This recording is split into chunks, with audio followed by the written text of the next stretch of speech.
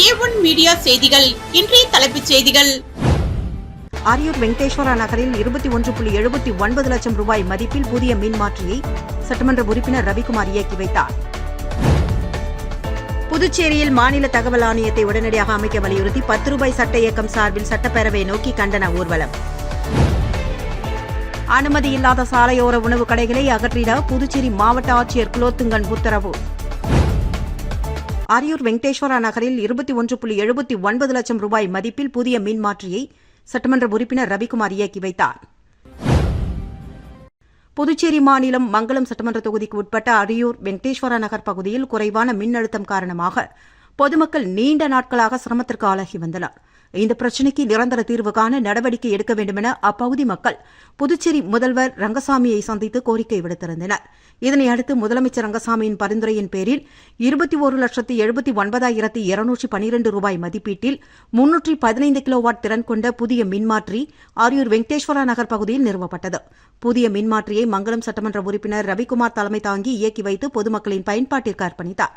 இந்த நிகழ்ச்சியில் முன்னாள் சேர்மன் பாலமுருகன், மின்துறை செயற்பொறியாளர் உமேஷ் சந்திரா, இளநிலை பொறியாளர் முகமது இஸ்மாயில், மங்களம் தொகுதி என்ஆர் காங்கிரஸ் பிரமுகர்கள், மாநில பிரதிநிதிகள் கண்ணபிரான், முன்னாள் கவுன்சிலர் ரமேஷ் உள்ளிட்ட பலர் கலந்து கொண்டனர்.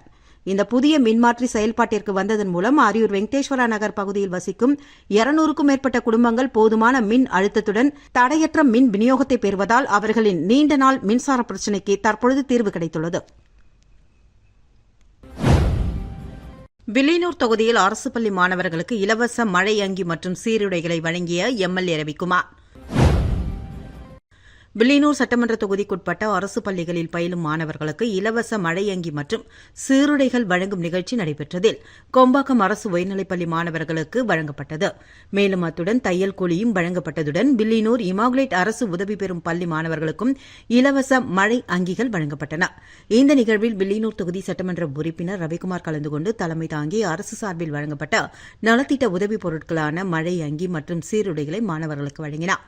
அப்போது மாணவர்கள் மத்தியில் பேசிய அவர், அரசு வழங்கும் நலத்திட்ட உதவிப் பொருட்களை முழுமையாக பயன்படுத்திக் கொண்டு கல்வியில் முழு கவனம் செலுத்த வேண்டும் என்றும், சிறந்த கல்வியே நிலையான மற்றும் தரமான எதிர்காலத்தை உருவாக்கும். எனவே விடாமுயற்சியுடன் கல்வி கற்று வாழ்க்கையில் உயர்ந்த நிலையை அடைய வேண்டும் என்று அறிவுறுத்தினார். இந்த நிகழ்வில் பள்ளி நிர்வாகத்தினர், ஆசிரியர்கள், மாணவர்கள், ஊர் முக்கியஸ்தர்கள் மற்றும் அகில இந்திய என்ஆர் காங்கிரஸ் கட்சியினர் உள்ளிட்ட பலர் கலந்து கொண்டனர். காலாப்பட்டு தொகுதி எம்எல்ஏ அலுவலகம் திமுக எம்எல்ஏவிடம் ஒப்படைக்கப்பட்டது. கருவடிக்குப்பம் பாரதி நகர் பகுதியில் காலாப்பட்டு தொகுதி எம்எல்ஏ அலுவலகம் உள்ளது. சட்டசபை தேர்தலில் திமுக சார்பில் செந்தில் என்கிற ரமேஷ் போட்டியிட்டு வெற்றி பெற்றார். இந்நிலையில் முன்னாள் எம்எல்ஏ கல்யாணசுந்தரம் அந்த அலுவலகத்தை விளையாட்டு அலுவலகமாக பயன்படுத்தி வருவதாகவும், மேலும் தனது பொருட்கள் உள்ளதாகவும் அதனை எடுத்துக்கொள்ள கால அவகாசம் அளிக்க வேண்டும் என்று பொதுப்பணித்துறை அதிகாரிகளிடம் கேட்டுக் கொண்டுள்ளார். கால அவகாசம் முடிந்து அவர் பொருட்களை எடுத்துக் கொள்ளாமல் எம்எல்ஏ அலுவலகத்தை பூட்டியே வைத்திருந்த நிலையில் இது தொடர்பாக ரமேஷ் எம்எல்ஏ, இளநிலை பொறியாளர் லோகநாதன் உள்ளிட்டோர் லாஸ்பேட்டை இன்ஸ்பெக்டர் பாலமுருகனிடம் புகார் அளித்தனர். இதனை அடுத்து நேற்று இரவு பொதுப்பணித்துறை அதிகாரிகள் முன்னிலையில் கல்யாணசுந்தரம் தரப்பினர் போட்டியிருந்த பூட்டை அகற்றி செந்தில் என்கிற ரமேஷ் எம்எல்ஏவிடம் ஒப்படைக்கப்பட்டது.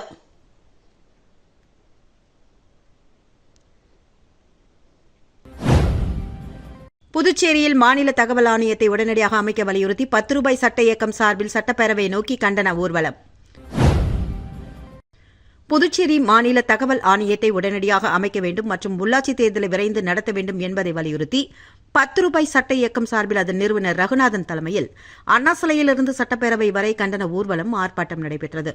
இந்த ஆர்ப்பாட்டத்தில் அரசு துறைகளில் ஊழல், நிர்வாக சீர்கேடுகள் மற்றும் வெளிப்படைத்தன்மை இல்லாத ஆட்சி நிலவுவதாக குற்றம் சாட்டிய இயக்கத்தினர், பத்திரப்பதிவு அலுவலகங்களில் நடைபெறும் முறைகேடுகள், ஏழை மக்களுக்கு தரமற்ற மருத்துவ சேவைகள் வழங்கப்படுவது, ஒரே அதிகாரிகள் நீண்டகாலமாக ஒரே இடத்தில் பணியாற்றுவது உள்ளிட்ட பல்வேறு குற்றச்சாட்டுகளை முன்வைத்தனர்.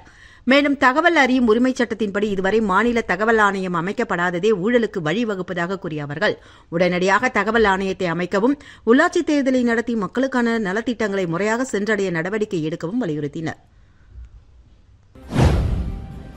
அனுமதி இல்லாத சாலையோர உணவு கடைகளை அகற்றிட புதுச்சேரி மாவட்ட ஆட்சியர் குலோத்துங்கன் உத்தரவு.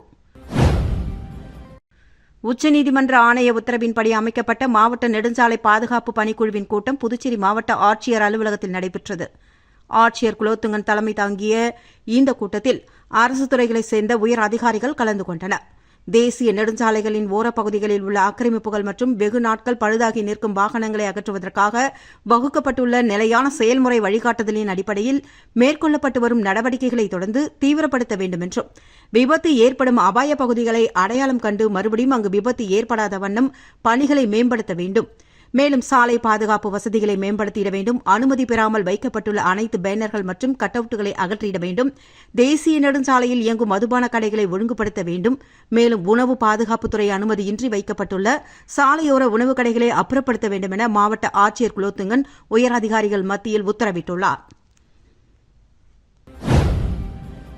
புதுச்சேரி கருவடிக்குப்பத்தில் உள்ள அடுக்குமாடி குடியிருப்பில் பெண்ணை கத்திரிக்கோளால் குத்தி கொலை செய்து 6 சவரன் தங்க நகைகளை கொள்ளையடித்து சென்ற மர்ம நபரை போலீசார் தீவிரமாக தேடி வருகின்றனர். கருவடிக்குப்பம் பகுதியைச் சேர்ந்த 48 வயதான ராஜா அதே பகுதியில் ஹோட்டல் நடத்தி வருகிறார். அவரது மனைவி 40 வயதான ரமணி நேற்று இரவு வீட்டில் தனியாக இருந்துள்ளார்.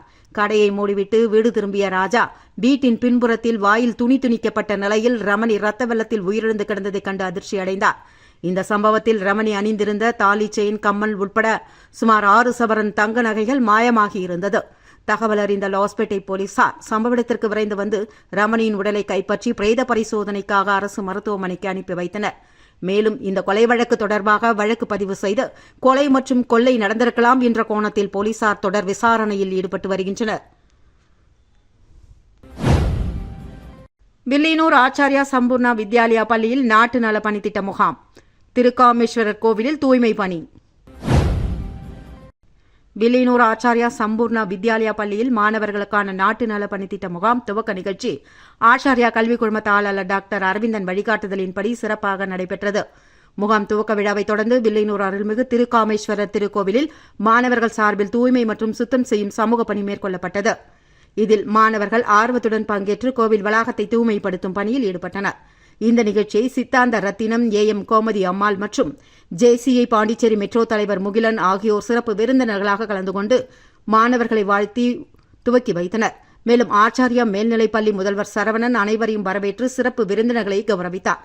இந்த நிகழ்ச்சியில் JCI பாண்டிச்சேரி மெட்ரோ முன்னாள் தலைவர் சுந்தரவடிவேலு, அரும்பாத்தபுரம் ரத்தின விநாயகர் மற்றும் ஆச்சாரியா சரவணன், ஒருங்கிணைப்பாளர் ராமன், குமுகாய நண்பர்கள் வட்ட ஒருங்கிணைப்பாளர் பரசுராமன், பாகூர் லயன்ஸ் கிளப் தலைவர் விஜயன், ஆச்சாரியா பள்ளி நாட்டு நல பணித்திட்ட ஒருங்கிணைப்பாளர் ஆசிரியர் அசோக்குமார் மற்றும் பள்ளி ஆசிரியர்கள் பலர் கலந்து கொண்டு மாணவர்களை ஊக்குவித்தனர். சமூக பொறுப்புணர்வு, சுற்றுச்சூழல் பாதுகாப்பு மற்றும் தூய்மையின் முக்கியத்துவத்தை மாணவர்களிடம் வளர்க்கும் வகையில் நடைபெற்ற இந்த நாட்டு நல பணித்திட்ட முகாம் துவக்க நிகழ்ச்சி தூய்மை பணியும் சிறப்பாக நடைபெற்றது. உலக மக்கள் தொகை தினத்தை முன்னிட்டு புதுச்சேரி கூடப்பாக்கம் அரசு ஆரம்ப சுகாதார நிலையத்தில் விழிப்புணர்வு. உலக மக்கள் தொகை தினத்தை முன்னிட்டு புதுச்சேரி கூடப்பாக்கம் அரசு ஆரம்ப சுகாதார நிலையத்தில் விழிப்புணர்வு நிகழ்ச்சி நடத்தப்பட்டது. மருத்துவ அதிகாரி டாக்டர் பூங்குழலி தலைமை தாங்க சுகாதார செவிலியர்கள் மேற்பார்வையாளர் சாய்ராபானு, கிராம சுகாதார செவிலியர் வாணி உள்ளிட்டோர் முன்னிலை வகித்தனர். முன்னதாக செவிலியர் மாலினி வரவேற்றார். இந்த நிகழ்ச்சியில் மருத்துவ அதிகாரி டாக்டர் பூங்குழலி பேசும்பொழுது, அதிகரித்து வரும் மக்கள் தொகையை கட்டுப்படுத்த குடும்ப நல திட்டங்களை முறையாக பின்பற்ற வேண்டியது அவசியம் என்றார். மேலும் தாய் சேய் நலனை பாதுகாக்க குடும்ப கட்டுப்பாட்டு முறைகள் குறித்த விழிப்புணர்வு அனைவரிடமும் ஏற்பட வேண்டும் என்றும் அவர் விளக்கமளித்தார். மேலும் சுகாதாரத்துறையினர் குடும்ப நல திட்டங்கள், கருத்தடை முறைகள் மற்றும் தாய் சேய் நல சேவைகள், அரசு வழங்கும் இலவச மருத்துவ வசதிகள் குறித்து பொதுமக்களுக்கு எடுத்துரைத்தனர். பிறகு பொதுமக்களின் சந்தேகங்களுக்கு பதிலளிக்கப்பட்டது. இதனை அடுத்து விழிப்புணர்வு நாடகம் மற்றும் மாணவர்களின் பேரணி நடைபெற்றதில் பொதுமக்களுக்கு துண்டு பிரசுரங்கள் வழங்கப்பட்டு விழிப்புணர்வு ஏற்படுத்தப்பட்டது. முடிவாக செவிலியர் கலைச்செல்வி நன்றி கூறினார். இதற்கான ஏற்பாடுகளை ஆஷா பணியாளர்கள் செல்வரசி, ஆனந்தி, குணசுந்தரி, சுமதி உள்ளிட்டோர் செய்திருந்தனர். இந்த நிகழ்வில் மருத்துவர்கள், செவிலியர்கள், சுகாதார பணியாளர்கள், அங்கன்வாடி ஊழியர்கள், கர்ப்பிணி பெண்கள், மாணவர்கள் மற்றும் பொதுமக்கள் கலந்து கொண்டனர். காமராஜர் பிறந்தநாள் விழாவை முன்னிட்டு பொதுத் தேர்வில் சாதனை படைத்த அரசு பள்ளி மாணவர்களுக்கு பரிசுகள் வழங்கப்பட்டது.